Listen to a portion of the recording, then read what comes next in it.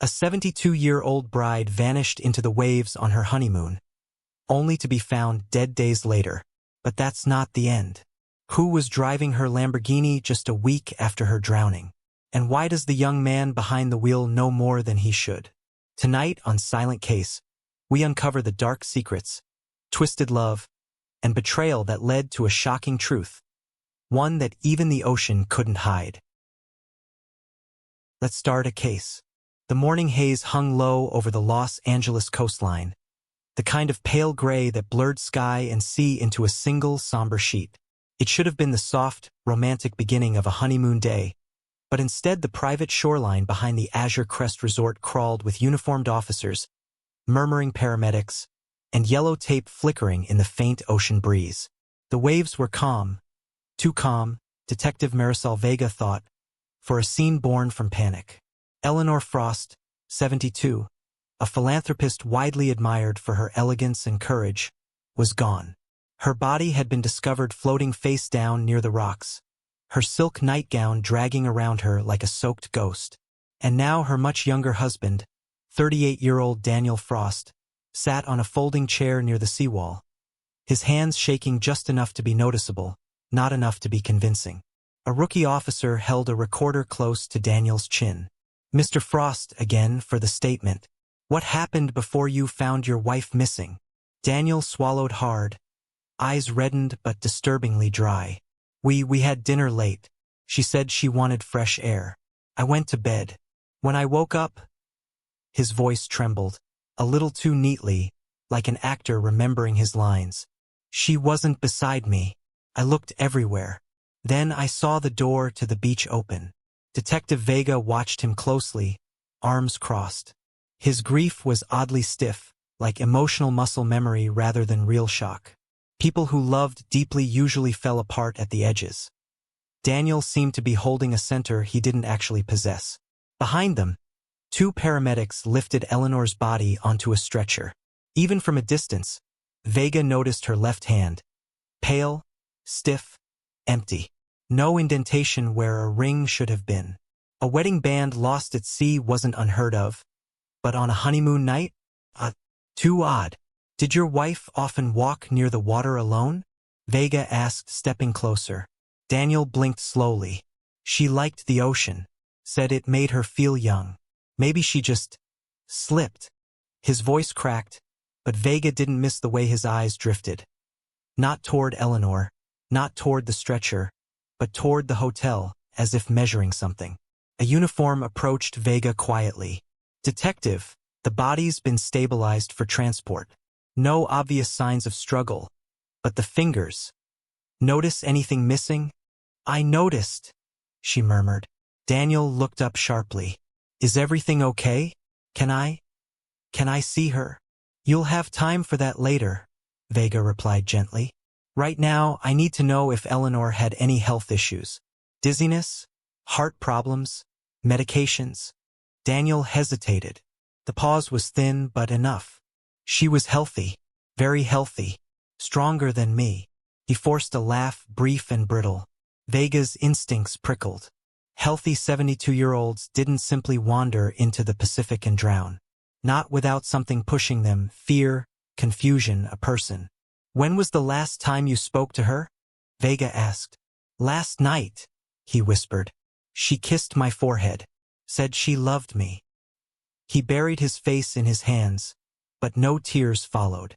The stretcher wheels clicked along the boardwalk, and Daniel didn't turn once. Not when they passed him. Not when they lifted Eleanor into the ambulance. Not when the doors closed with a soft metallic thud. Instead, he simply stared straight ahead, jaw tightening. And Vega saw it. Something hollow and rehearsed, like he already knew every part of this scene, every movement, every line. What chilled her most wasn't his silence. It was the fact that Daniel Frost never asked a single question. Not how did she fall? Not where did they find her? Not even was it quick. He just watched the waves. As Vega turned to leave, her radio crackled. "Detective, someone reported seeing the husband on the beach last night. Alone." A new thread pulled tight, and the story of Eleanor Frost's death was only beginning. Detective Marisol Vega walked back into the Azure Crest Resort with the same unsettled feeling she'd carried since dawn. Eleanor Frost's drowning was too neat, too silent, too convenient. And Daniel Frost's face, calm, composed, almost relieved, kept replaying in her mind like a glitch she couldn't unsee. The hotel lobby buzzed with cautious whispers. Guests clutched coffee cups and talked in hushed tones, stealing glances at the police tape near the beach entrance. Marisol ignored them and headed for the surveillance room. If Daniel had lied, and her instincts said he had, the truth would be hiding somewhere between those grainy black and white frames. Inside the dim security office, the head of hotel security, a burly man named Reiner, fast-forwarded through last night's footage. "You said between 11 and 1, right?" he asked, eyes fixed on the monitors. "Yes," Vega said. "Mr. Frost claims he was asleep. Eleanor went out alone." Reiner snorted quietly. "Well, let's see if the cameras agree." The timestamp rolled past 11:48 p.m., and Eleanor appeared in the hallway outside her honeymoon suite, small, elegant, moving slowly with the poise of someone who'd lived many years and learned to hide her storms. She wore a light shawl and carried nothing. She paused at the balcony door, looked back once toward the bedroom she had just exited, and stepped outside toward the beach staircase. "Looks alone to me," Reiner muttered. "Keep going," Vega said softly. The camera at the balcony stairwell flickered, then caught a silhouette. Eleanor walked down the steps toward the sand, the moonlight lighting her silver hair like a halo. A full minute passed. Then another figure entered the frame. Daniel Frost. He moved differently than Eleanor. Quicker, more determined. He looked over both shoulders, then followed her path down the stairs. At one point he paused, bent over as if catching his breath or arguing with himself, then continued down toward the shoreline. Vega leaned closer. "He told me he stayed in bed all night." Reiner frowned. "You want this copied?" "Yes, and send it to my phone." Vega exhaled slowly. "This changes everything." Another camera, positioned farther along the beach path, caught Daniel again, walking in the direction of the private shoreline where Eleanor's body had been found. He wasn't running. He wasn't calling out. He walked like a man meeting someone at a predetermined place. Then the camera froze, dead zone. A blind spot. "How long's this camera been malfunctioning?" Vega asked. "Couple weeks," Reiner replied. "We've been waiting for parts." Convenient, Vega thought. By the time the footage resumed, the frame was empty. Only dark ocean, quiet sand, and a faint shadow that could have been the tide, or something else entirely. Vega stepped back, arms folded. Daniel follows her down, disappears in the only blind spot near the rocks, and claims he was asleep. That's not grief. That's strategy. She requested a downloadable copy and headed out of the surveillance room. As she crossed the lobby, Daniel Frost was standing near the elevators, talking to a hotel manager. He wasn't crying. He wasn't shaking. He was smiling, small, polite, as if he were apologizing for the inconvenience his wife's death had caused the resort. Their eyes met. Daniel's smile faded, but not fast enough. "Detective," he greeted, voice warm. "Too warm. Any updates?" "Not yet," Vega replied. "But we're reviewing footage." Something flickered in his eyes, a tremor behind the calm. "Footage?" "Oh, the cameras. Of course. Anything alarming?" "Why?" Vega asked, tilting her head. "Is there something you're concerned we'll see?" Daniel's throat bobbed. "No. I just meant, I hope it helps." Vega watched him fumble with his cufflink, an anxious habit he'd displayed several times already. She stepped closer. "Mr. Frost, is there anyone your wife might have met last night? Anyone she was waiting for?" His jaw tightened. "No. Eleanor didn't meet people secretly." Strange choice of phrasing. Before Vega could press further, an officer approached her quickly. "Detective Vega, a woman at the restaurant wants to speak with you. Says she saw something last night." Daniel stiffened. Vega nodded to the officer, then glanced back at Daniel. "We'll talk again soon." As she walked away, She saw Daniel turn toward the windows facing the ocean. His reflection stared back at him, pale, unreadable, almost calculating. The husband's smile, she had noticed earlier, returned for a brief moment before fading into something darker. And Vega knew with absolute certainty that this case had just cracked open. The witness was waiting, and she claimed Eleanor wasn't alone that night. Detective Marisol Vega followed the waitress into the quiet corner of the hotel restaurant, where a woman in her late 50s sat clutching a half-empty cup of chamomile tea. Her hands trembled, not from age, but from something she couldn't shake from her mind. "I'm Isabel," the woman said softly. I wasn't sure if I should say anything, but after what happened to that poor woman, Eleanor, I can't stay silent." Vega slid into the seat across from her. "Take your time. Tell me what you saw." Isabel took a breath. "I was finishing my shift last night, around midnight. Your victim, Eleanor, she came into the patio area.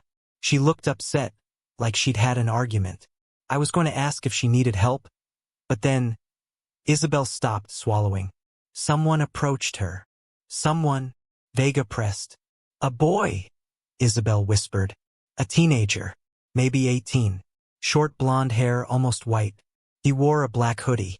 I thought maybe he was a guest's son, but something felt wrong." Eleanor froze when she saw him, like she knew him, and didn't want to. Vega's pulse ticked up. "Did you hear anything?" "Just pieces," Isabel said. "He said something like, 'You promised me,' and she said, 'Not here, not like this.'" She kept glancing around, like she was scared people would see. Vega leaned forward. "Did Daniel Frost appear at any point?" "No, just those two." The boy got closer, much too close. Eleanor stepped back. Then she left toward the beach, and he followed her, staying in the shadows. Vega straightened, every detail locking into place with the footage she had just seen. "Could you identify him if you saw him again?" Isabel nodded without hesitation. "Yes, I could never forget his face. He looked obsessed." After taking a formal statement, Vega headed straight to the surveillance room again. Reiner pulled up footage from the patio entrance, scanning each frame until... "There," Vega said, pointing. Eleanor entered the patio at 11:56 p.m., her shawl wrapped tightly around her shoulders. She chose a quiet corner, pacing anxiously. 40 seconds later, a shape moved along the outer walkway. The camera caught the edges of a hood, then a face, young, sharp-jawed, blonde hair almost glowing under the overhead lights. "That him?" Reiner asked. "That's him," Vega murmured. The boy lingered behind a column, watching Eleanor before stepping toward her. "What the hell was a kid doing here at midnight?" Reiner muttered. Vega didn't answer. She was too focused on the small details. The way the boy leaned in, the way Eleanor flinched at his presence, the tremor in her hands. This wasn't a stranger's approach. It was a confrontation layered in history. The camera had no audio, but Eleanor's body language spoke loudly. She shook her head, stepped back, and pivoted toward the beach. The boy hesitated, looked around, then followed, staying out of the light. A shadow following a shadow. "This doesn't match anything the husband told us," Vega said quietly. "Nothing about this matches anything he told you," Reiner replied. Vega saved the clip and left the surveillance room with a growing sense of unease. Wherever Eleanor Frost had walked last night, she had walked into fear. Fear of someone much younger, someone she clearly recognized. By the time Vega reached the lobby again, her phone buzzed. A uniformed officer spoke on the other end. "Detective, we pulled some info from the facial recognition software. That kid you flagged? We got a partial match. Name? Adrian Cole. Age 18. No fixed address. Last known to be connected to a youth support foundation. The one Eleanor Frost ran years ago." Vega stopped walking. Eleanor had known him. More than that, she had tried to help him. "Send me everything you have," Vega said. As she hung up, she caught a glimpse of Daniel Frost near the bar, speaking quietly with someone.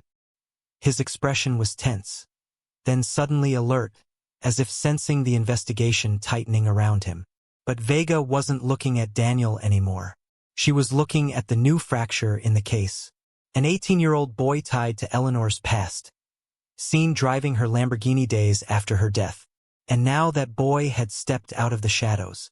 Detective Marisol Vega stood outside the precinct's garage unit, her eyes fixed on the bright yellow Lamborghini Huracan being rolled inside like a captured animal. Its glossy surface reflected the harsh fluorescent lights, but nothing could hide the dark smears on the passenger seat. Smears that dried into a dull reddish-brown. Eleanor Frost's car, found abandoned, driven, according to traffic cameras, by an 18-year-old boy now tied to her past. The case was shifting from strange to impossible. Officer Hartman approached with a clipboard. Found it in a private storage garage 20 minutes from the hotel. Same blonde kid from the footage drove it in 6 days after the drowning. No attempt to hide the plates. Vega frowned. He wanted it to be seen. Or he didn't care. Maybe he panicked, Hartman said. No, Vega replied. Panic doesn't look like this. This looks emotional. She stepped into the car, careful not to disturb the evidence markers. The interior still held the faint scent of Eleanor's vanilla perfume, mixed now with stale sweat. On the passenger seat, the blood smear stretched in a diagonal streak, as if someone had reached out or been grabbed. Is it hers? Hartman asked quietly. Maybe, Vega murmured. But we'll wait for the lab. She opened the glove compartment. Inside were Eleanor's registration documents, a pair of reading glasses, and a folded handwritten note. Vega slipped gloves on before unfolding it. 3 words. Slanted handwriting. You promised me. Her pulse stilled. She had heard those words before. Spoken by the blonde teenager in Isabel's recollection. Spoken with bitterness. With ownership. It didn't prove guilt, but it proved connection. And connections were where motives lived. Vega stepped out of the Lamborghini, her mind racing. Adrian Cole had followed Eleanor on the night she died. Adrian had driven her car less than a week later. Adrian had been part of a youth foundation Eleanor once ran. What bound them together? And what had severed it? A voice called from behind her. Detective, you'll want to see this. Reiner entered carrying a tablet. Pulled all street camera footage between the hotel and the storage garage. The kid wasn't alone when he drove the Lamborghini. Vega's breath tightened. Show me. Reiner tapped the screen. Footage played, grainy but clear enough. The Lamborghini sped down a side street. The driver, blonde and young. The passenger, a man, older. Dark hair, lean frame, sunglasses even at night. Vega paused the clip. Daniel Frost. She whispered it before the realization even fully reached her. That's him. Reiner nodded grimly. Your grieving widower seems to have taken a joyride with an 18-year-old who stalked his wife. For a moment, everything stood still. Daniel lied about knowing Adrian. Lied about his movements. Lied about the night of Eleanor's death. And now there was evidence, hard recorded evidence, that the two had been together after she drowned. Vega rubbed a hand across her forehead. This isn't just a case of a dead bride and a troubled teen. Something bigger is underneath. She replayed the footage. Daniel in the passenger seat, not looking nervous, not hiding, just staring out the window, calm, almost smug. If he and Adrian were connected, then what exactly had happened on that beach? Vega's phone rang. She answered without looking at the caller ID. Detective Vega, a voice said. You asked for background on Adrian Cole. We pulled files from the Frost Youth Foundation archives. And a beat of silence. You need to see this in person. Tell me. Another pause, heavier this time. Adrian wasn't just some kid in the program. Eleanor personally funded him. Private sessions. One-on-one mentorship. A lot of money involved. Too much to be considered charity. Vega's grip tightened around the phone. Eleanor had kept secrets. Daniel had kept lies. And Adrian had kept wounds. Send everything, Vega said. I'm heading in. As she exited the garage, the Lamborghini's headlights reflected behind her like 2 unblinking yellow eyes. Silent, accusing, watching. The car Eleanor left behind was beginning to speak. and it was about to reveal the secrets she tried to bury. Detective Mara Sloan sat alone in her dim office, the hum of the city outside fading into the background as her mind replayed the same question again and again. Who was Eleanor Hale, really? The Lamborghini sighting, the boy behind the wheel, the husband's overly controlled grief. None of it made sense if Eleanor had lived a quiet life. But quiet people didn't leave behind supercars, secret bank accounts, and teenagers who acted like they owned her things. Mara opened Eleanor's financial records again. At first glance, everything looked predictable: pension income, property taxes, medical insurance. But hidden between those lines were strange deposits. Small amounts, spread across months, each from untraceable digital wallets. Not enough to look criminal, but enough to suggest someone was paying her. Quietly, consistently. And then there were the withdrawals. Always cash. Always on the last Friday of every month. Always in places far from her home, including Miami, the city where she died. Mara's pulse quickened. This wasn't random. It was patterned. Eleanor was hiding something from everyone, including her husband. She pulled Eleanor's phone records next. Most calls were mundane, except one number appearing repeatedly over the last 8 months. A burner phone. No owner. No address. But every call lasted under 2 minutes. Coordinated. Deliberate. Mara leaned back, staring at the ceiling. You weren't just a sweet old woman, she whispered. You were planning something. A soft knock broke her thoughts. Officer Jace Morano, young, fast-thinking, but too eager, stepped inside. You'll want to see this, he said, placing a thin folder on her desk. Inside was a printout of Eleanor's travel history. Mara blinked. London? Rome? Dubai? She didn't tell her family she ever left the country. Exactly, Jace said. And look at the dates. Every trip coincided with the same days as the cash withdrawals. Eleanor Hale, 72-year-old retired librarian, had been traveling internationally once every 4 months. Without telling her husband, the secrets thickened like fog. Anything else? Mara asked. Jace hesitated. Yeah. And it's strange. He handed her a series of photos taken from Eleanor's Miami hotel room. Mara flipped through them until she froze. In one picture, Eleanor stood on the balcony, smiling. The ocean behind her sparkled. She looked calm, content. But what caught Mara's eye was the reflection in the sliding glass door beside her. A boy, tall, slim, wearing a black hoodie. The same silhouette from the Lamborghini security footage. Mara swallowed hard. The 18-year-old. He was with her in Miami. Jace nodded. Which means the husband wasn't the only one there with her during the honeymoon. A cold realization crawled up Mara's spine. Eleanor wasn't drowning by accident. She was running out of time. Mara searched the remaining photos. Eleanor laughing in the hotel lobby, walking near the pool, sipping tea at a cafe. And in the background, blurred but unmistakable, the boy appeared again and again. Always distant, always with her, but never beside her. Not a companion, not a relative, not a friend. A shadow. Jace tapped the last photograph. There's more. The hotel staff said the boy checked in under a false name. 2 days before the Hales arrived. So he followed her, Mara whispered. Or she brought him, Jace replied. Mara's mind whirled. Why would Eleanor hide a teenage boy? Why would she travel the world alone? Why pay someone monthly? Why keep burner numbers? What was she doing that required disguises, cash, secret trips, and a shadow boy trailing her? Mara closed the file and stood up.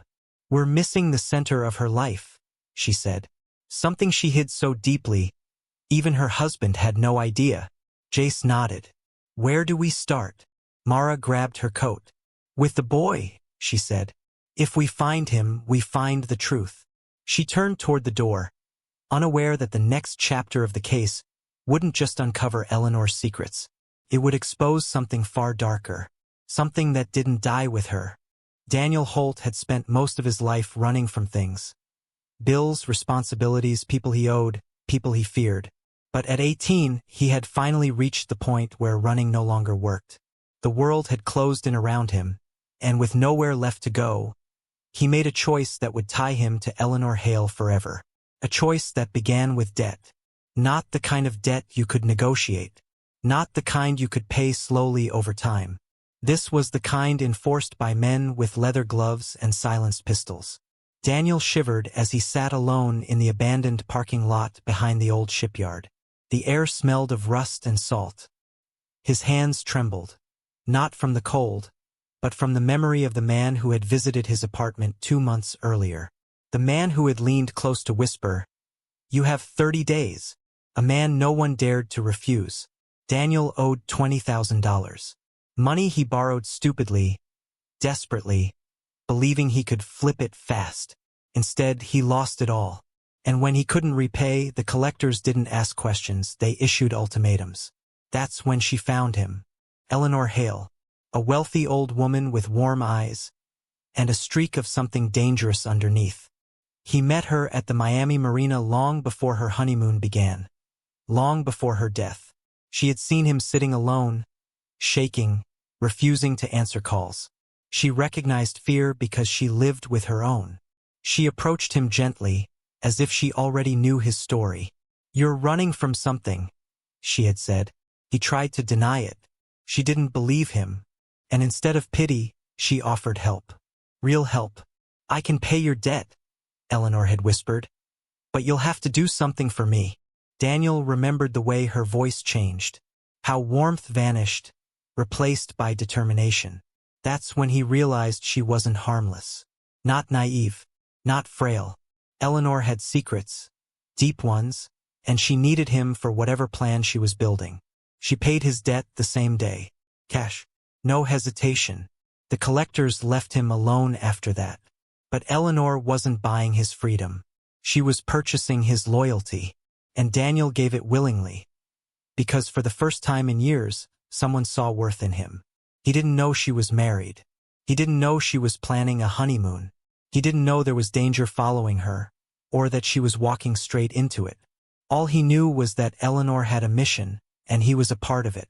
He followed her everywhere, quietly, like a shadow. London, Rome, Dubai, Miami. She never told him the full reason. She only said, "Someone is watching me. I need you to make sure they don't get too close." Daniel wasn't strong. He wasn't brave. But he was loyal. And so he followed. He protected her. And he watched her fear grow stronger every trip. When Eleanor told him she was getting married, he panicked. She assured him it was only temporary. That she had her reasons. That the man wasn't who he pretended to be. Daniel believed her. He always believed her. What he didn't know, until the night before the wedding, was that Eleanor planned to end something on that honeymoon. Something tied to the deposits she received. Something tied to her mysterious employer. Something she had been running from for years. "Stay close," she had told him at the Miami hotel. "When I call you, you come. No matter what." But that call never came. Instead, he heard the news of her drowning. A freak accident, they said. A tragedy. Daniel didn't believe it for a second. He knew Eleanor. She didn't fall. She didn't panic. She didn't drown by accident. Someone silenced her. And now, with her gone, Daniel realized something chilling. The people Eleanor feared were now coming for him. His debt wasn't paid off. It had only changed owners. As Daniel pulled the hood of his sweatshirt tighter and stepped into the dark alley, his phone buzzed. An unknown number. A message. Just 3 words. "You're next, Daniel." His stomach twisted. He wasn't just a shadow anymore. He was a target. Adrian Cole huddled in the corner of the abandoned motel room, knees pressed to his chest, staring at the cracked linoleum floor as though it could explain the mess he had become. The fluorescent bulb above flickered, buzzing like an electric warning. Outside, the wind rattled the broken window pane, carrying the faint scent of the ocean. It reminded him of Eleanor, the one person who had ever seen him, really seen him. He rocked slightly, murmuring to himself, I didn't mean it." Detective Marisol Vega stepped lightly across the threshold, keeping her voice calm. "Adrian, we need to talk." He flinched. His eyes were wide, desperate. The boy who had haunted surveillance footage, driven Eleanor's Lamborghini, followed her into the shadows. He was just a scared teenager now. His blonde hair fell in damp strands over his forehead, and his hoodie was stained in places that suggested he hadn't slept properly in days. I swear, Adrian whispered. I loved her. I just wanted her safe. I didn't mean. Adrian, Vega interrupted gently, crouching to his level. You need to tell me everything, from the beginning. He swallowed hard. His hands trembled. I met her a year ago. I was lost. I couldn't stay in school, couldn't hold a job, kept getting in trouble. And she gave me a place to belong. She believed in me. She made me think maybe I could be better. Vega nodded, silent, letting him continue. I didn't see her like other people. I didn't see her as rich or old. I saw her as everything. Someone who cared. Someone I could trust. I would do anything for her. Anything. His voice cracked. Then Daniel, your husband, he didn't see that. He saw her money. He saw her life. And when she got married, I thought maybe I could keep her safe. I could protect her. I just wanted her to be happy.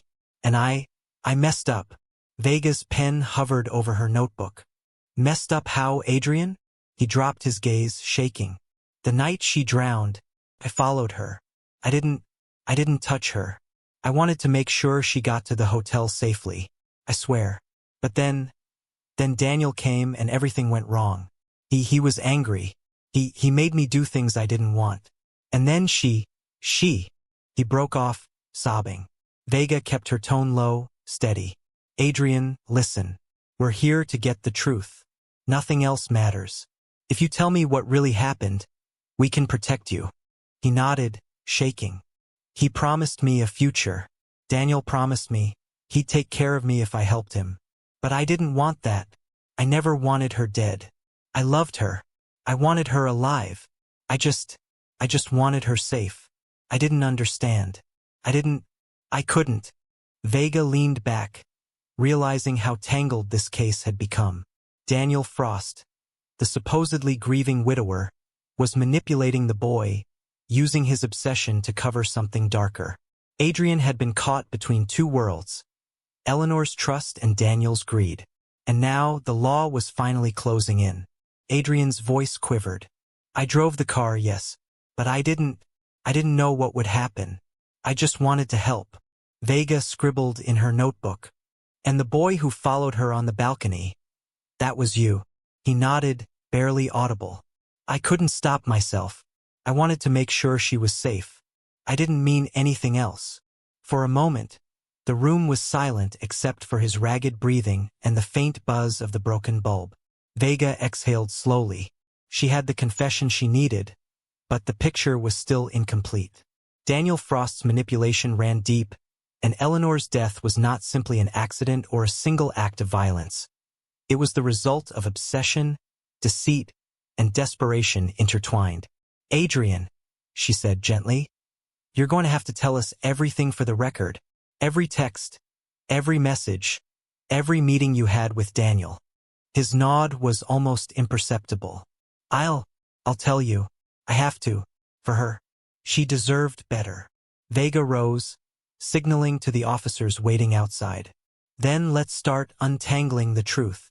And as Adrian looked out the cracked window, toward the ocean that had claimed Eleanor, he realized that love, even the kind that burns brightest, could destroy as easily as it protected. The next step would reveal the darkness hidden in the night she died. The ocean was calm again the next morning, a silvery sheet stretching to the horizon, but Detective Marisol Vega knew better. Calm seas could hide storms, and this one had been lying beneath the surface all along. The coroner's report arrived at the precinct with the quiet authority of inevitability. Eleanor Frost's cause of death, drowning. But the details told a different story. Bruises on her forearms, marks around her neck, fingernail scratches on her shoulders. The kind of evidence that didn't belong to an accident. Vega read through the forensic notes carefully. Every word pulled her deeper into a conclusion she had tried to avoid. Eleanor hadn't slipped. She hadn't panicked. She had struggled, and someone had ensured she never surfaced again. Detective. Officer Hartman's voice pulled her back. You need to see this. On the laptop screen were photos of Eleanor's wedding ring. Not on her finger. Not in her jewelry box. Not anywhere near the hotel. The final image was chilling. Crushed between the petals of a bright yellow Lamborghini. As if someone had deliberately removed it and hidden it in plain sight. Vega's mind raced. The boy, Daniel, Adrian Cole. The connections formed a network too intricate to ignore.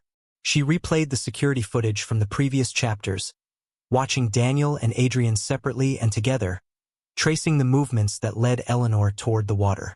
And then it hit her. The missing ring wasn't just a token. It was a message, a mark of ownership, control, and a story only the killer could tell.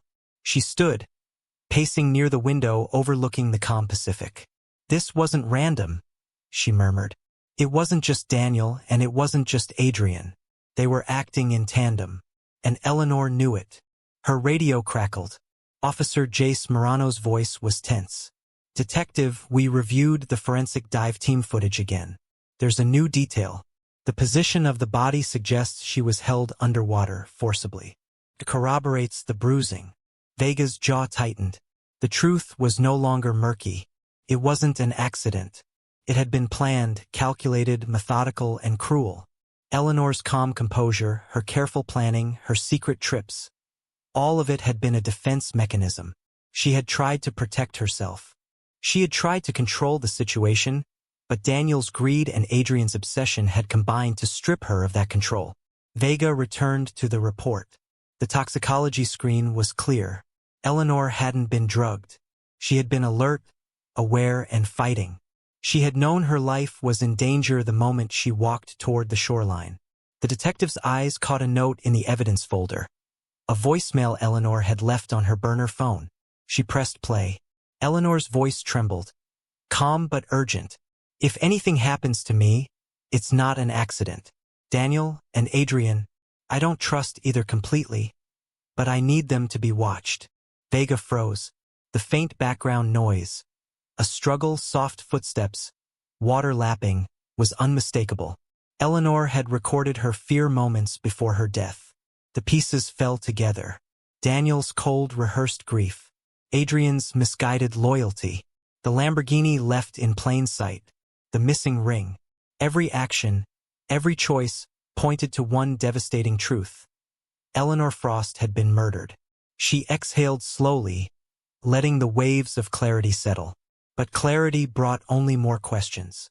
If Daniel orchestrated the plan, how deep was Adrian's involvement? Had Eleanor's warnings been too late?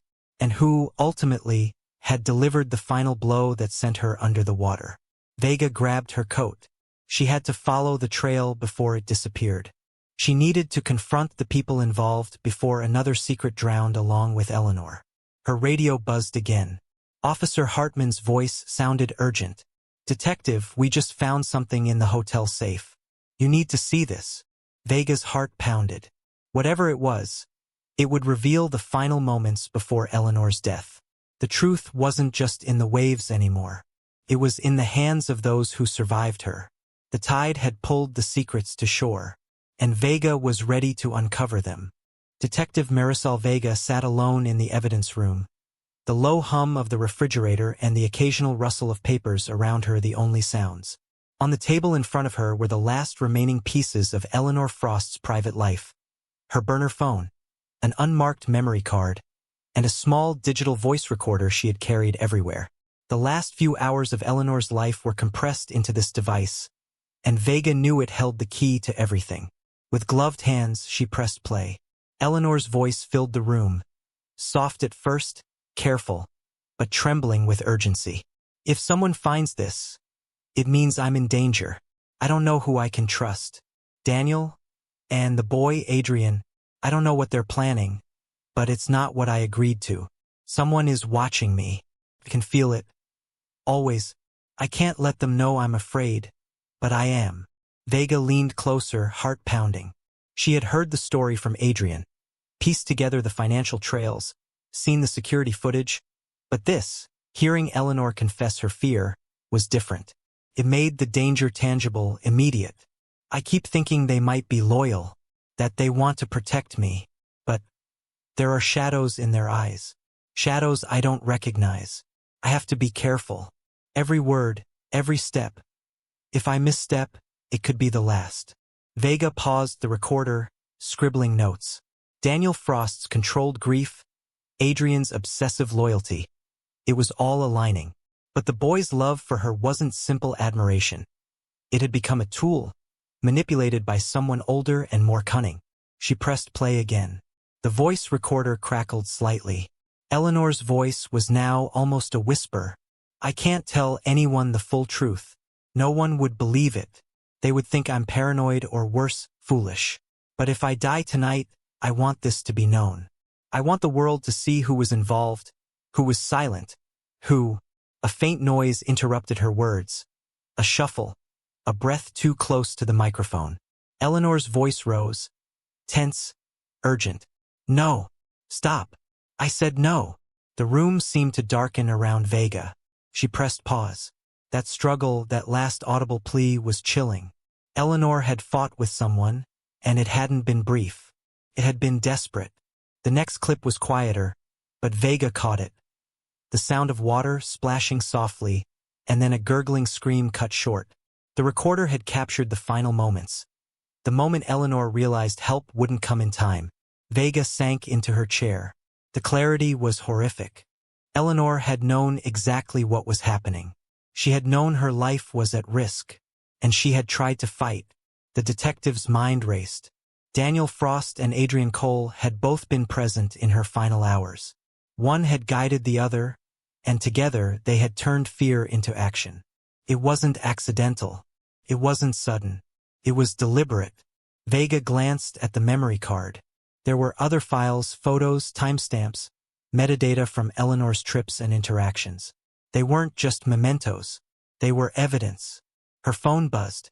Officer Hartman's voice was urgent. Detective, we found additional security footage. The timeline matches Eleanor's last recordings. You need to see this immediately. Vega grabbed the files, adrenaline surging. The last night of Eleanor's life was no longer an abstraction. She could hear the fear, see the shadows, and understand the manipulation that had led to the fatal plunge. The truth wasn't just in the waves, as she had thought. It was in Eleanor's own voice. Her confessions, her warnings, her screams. Vega rose, gripping the evidence tightly. She had to confront the perpetrators. The recordings gave her leverage. They gave her clarity. And most importantly, they gave Eleanor a chance at justice. The next chapter would finally confront the final moments and expose the basement of vanishing lives, where the shadows behind Eleanor's death would be revealed. Detective Marisol Vega stood at the edge of the private shoreline behind the Azure Crest Resort, the early morning fog curling over the water like a silent warning. The waves lapped quietly against the rocks, deceptively calm, hiding the secrets they had held for days. She had reviewed Eleanor Frost's last recordings, retraced Adrian Cole's steps, and watched every frame of the Lamborghini footage. But now, she needed to see the scene with her own eyes. The coroner's divers arrived shortly after, geared in black wetsuits, ready to retrace the final moments of Eleanor's life.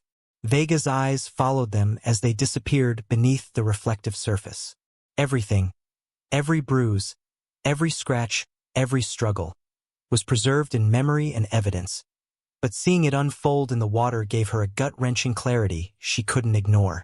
The divers surfaced and handed her a waterproof evidence bag. Inside was a fragment of Eleanor's shawl and her missing wedding ring, retrieved from the rocks where it had lodged. Vega turned it over in her hand, tracing the tiny scratches and pitting along the gold. Whoever had done this had planned it meticulously. Whoever had removed that ring had done so to send a message. She crouched by the edge, staring down into the water. This was where it all began, and this was where it had ended. Eleanor had walked these stones confidently, unaware that shadows were following her. Daniel Frost and Adrian Cole, two men, two conflicting loyalties, had created a deadly trap she hadn't seen until it was too late. Vega's radio crackled. Detective, new footage from a hotel exterior cam. You need to see this. She turned to the small tablet Officer Hartman handed her. The video showed Eleanor stepping out onto the beach, moving cautiously. The moonlight illuminated her hair like silver fire. Then Adrian appeared, lurking just behind a column, eyes fixed on her every step. Vega noted the tension in Eleanor's posture, the way she clutched her shawl tighter, the subtle glance over her shoulder. Fear had finally overtaken caution. And then Daniel entered the frame. Unlike Adrian, he didn't hide. He approached her openly, hands in his pockets, a calm, controlled smile on his face. Vega's stomach twisted. That smile had been rehearsed. That composure had masked intent. The video ended abruptly as Eleanor reached the water's edge. The next seconds were not captured. But the diver's findings and Eleanor's own voice recordings filled the gap with horrifying precision. She had struggled, called out, fought against the pull of the water, tried to break free from whoever held her down. And then, silence. Vega held her breath. She replayed the diver's mapping of the rocks, the tide's shift, the currents she knew could hide a body within seconds. Every piece fit together like a grim puzzle. Eleanor's final dive had been a battle she could not win. Yet, the pieces also revealed opportunity. How Daniel's manipulations and Adrian's misguided loyalty intersected. How a desperate, obsessive love became a weapon. How Eleanor's secret life, her warnings, and her careful steps could not outpace the deadly combination of greed and devotion that had surrounded her. She knelt, letting her fingers skim the water's surface. The last dive had been a descent into death, yes, but also a descent into truth. Every bruise, every splash, every trembling whisper from the recorder now had context. Vega exhaled, the fog curling around her face. Justice wasn't only about finding the killer, it was about understanding the web that led Eleanor to this final moment. And she could see it all now, illuminated by the harsh light of evidence and human intent. Her phone buzzed. Officer Morano's voice sounded urgent. Detective, we've just received the analysis of the hotel's basement area. You need to come down immediately. Vega rose, brushing the damp sand from her coat. The last dive had revealed Eleanor's death, but the next discovery would expose the secrets lurking behind the closed doors of the resort. The basement where the full truth had been kept hidden. Detective Marisol Vega walked slowly down the narrow corridor of the hotel's private basement, the faint hum of old air ducts echoing around her. Dust motes floated in the dim light, glinting like tiny sparks of evidence waiting to be uncovered. This basement, once a forgotten storage area, was about to reveal everything Eleanor Frost had tried to protect, everything Daniel Frost had manipulated, and everything Adrian Cole had unwittingly been a part of. Boxes of old documents, travel receipts, and ledgers lined the shelves. Some were neatly stacked, others toppled as if in a hurry. Vega's eyes scanned for any sign of recent activity. She spotted a familiar pattern, the Lamborghini rental agreement, photocopied multiple times, tucked behind a false panel of drywall. It wasn't just paperwork. It was a map of Eleanor's secret world, the trail that led from Miami to Europe and back again. Officer Hartman held a small evidence bag containing a single item, Eleanor's missing diamond bracelet. Vega recognized the significance immediately. The bracelet wasn't just jewelry, it was a symbol. Daniel had taken it, perhaps in anger, perhaps as leverage. And Adrian had been forced to deliver it, believing he was protecting Eleanor, believing he was helping someone he loved. Vega knelt, studying a folder of handwritten letters. They weren't addressed to anyone living, only to a name she hadn't seen before, C. Monroe. Each letter spoke of Eleanor's careful planning, her fear of betrayal, and her understanding that love often carried a deadly price. One line made Vega stop cold. Love is not protection. Love is cost. And I am about to pay it in full. She turned to Hartman, voice low. This is why Daniel manipulated Adrian. He exploited the boy's loyalty, the love he had for Eleanor. He knew it would blind him. He knew it would give him access to everything. Her life, her wealth, her secrets. Hartman swallowed. So all of this, the boy, the car, the trips, Daniel engineered it. Vega nodded. Partially. Daniel's greed created the scenario, but Adrian's devotion amplified it. The cost of love, in this case, was Eleanor's life. Her gaze fell to a small locker in the corner. The door was slightly ajar. Inside were photographs, Eleanor with Adrian, Eleanor alone at airports, Eleanor handing cash to unknown figures. All time-stamped over months. Each image told a story, each one a layer of betrayal, manipulation, or secrecy. Vega realized how carefully Eleanor had tried to protect herself. Every trip abroad, every burner phone, every handwritten note was a shield, a code, a warning. Yet it hadn't been enough. Love, Daniel's twisted love, Adrian's obsessive love, had created a battlefield she couldn't survive. Vega traced the path of Eleanor's last days, connecting the basement's evidence to the events at the shoreline. The bracelets, the ring, the secret letters, and the surveillance footage, all converged into one stark truth. The cost of love had been paid in blood. A faint sound made her turn, footsteps echoing from the stairwell. Daniel Frost emerged, his face pale, but his eyes sharp, calculating. He looked at the evidence surrounding him, the proofs of his manipulation, and yet he did not flinch. "You found everything," he said softly, almost admiringly. "But do you think it changes what was inevitable?" Vega stepped forward, voice firm.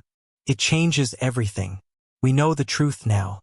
Eleanor Frost didn't die by accident. Her life, her secrets, they mattered. And you will pay for what you did." Daniel's lips curled into a brief, bitter smile. "Love is always a cost, detective. Some pay it with their hearts, others with their lives." Vega glanced at Hartman, then back at Daniel. The basement was silent except for the faint hum of the lights. Every secret Eleanor had tried to bury was now exposed. The tangled web of greed, devotion, obsession, and betrayal had reached its breaking point. And with it, the final chapter of reckoning was approaching. Detective Marisol Vega sat in the quiet of the evidence room, the dim light reflecting off the rows of files and photographs she had examined for weeks. Among the chaos of documents, photographs, recordings, and letters, one item remained untouched. An envelope, yellowed at the edges, sealed carefully, and tucked into the deepest corner of Eleanor Frost's personal effects. The envelope was addressed in Eleanor's own hand. "For the world to know if I am gone." Vega's fingers trembled slightly as she broke the seal.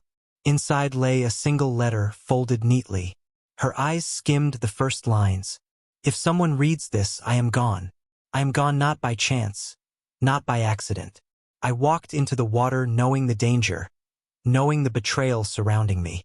And yet I trusted in what I could control. I tried to protect myself, my wealth, and the boy, Adrian. He was loyal, too loyal, and I feared it would be twisted into something deadly." Vega leaned back, absorbing the words. Eleanor had documented her fears, her suspicions, and her understanding of human greed and obsession. She had written about Daniel Frost's cold, calculated manipulation, the rehearsed grief, the hidden threats, the way he had used love and loyalty as weapons. The next paragraph revealed the depth of Eleanor's psychological awareness. "I have loved people carefully, thoughtfully, but love alone does not save. It can blind, it can destroy. Daniel saw my age, my wealth, and my isolation as opportunity. Adrian saw my attention, my mentorship as devotion. And in their hands, love became a cage, a weapon, a trap from which there was no escape." Vega's pulse quickened. Eleanor had understood the dynamics, the danger, and the cost. The letter described her final days in chilling detail. The constant monitoring, the coded instructions to Adrian, the careful withdrawals of cash, the silent warnings she had left for anyone paying attention. Every trip, every secret phone, every hidden ledger had been part of a plan. To survive, to protect, and to leave a record if her worst fears came true. The letter's final lines were almost a whisper. "If I die, know that I fought until the end. Do not blame the boy entirely. He was blinded by devotion. Do not forgive the man. I trusted him once, and he betrayed everything. And know this, The truth matters more than comfort. The world must see what love can cost when greed and obsession twist it into something dark. Vega's hands trembled as she folded the letter back into its envelope. Eleanor's voice, captured in ink and paper, had finally told the story that her death alone could not. She had warned, she had prepared, and she had made her final stand through words that could survive beyond the waves that claimed her. Looking at Adrian, who had been silently seated in the corner, Vega saw the mix of guilt, grief, and lingering devotion that Eleanor had described. The boy who loved her had been manipulated, but he had also acted out of the purest instinct to protect. Now, with Eleanor's letter, the truth could be understood, not obscured. Vega stood, addressing both Daniel and Adrian. This letter confirms what we've pieced together. Eleanor Frost's death was deliberate, orchestrated by someone she trusted and complicated by misguided loyalty. Justice will be served. Her story will be told. Daniel's eyes flickered with the realization that the final evidence, the words Eleanor left behind, could not be manipulated or denied. Adrian buried his face in his hands, overwhelmed by the truth he had never fully understood until now. Vega exhaled, closing the folder and looking out at the calm ocean beyond the window. Eleanor's life, her warnings, her love, her courage, it had all come together in this final document. It was a letter never sent, but it was powerful enough to reach beyond her death. Somewhere, in the silence, Eleanor's voice lingered. Strong, clear, final. And in that voice, the world understood. The cost of love had been paid, but the truth could never drown. The story ended here, with justice on the horizon, and the echoes of Eleanor Frost's life and courage resonating long after the waves had settled.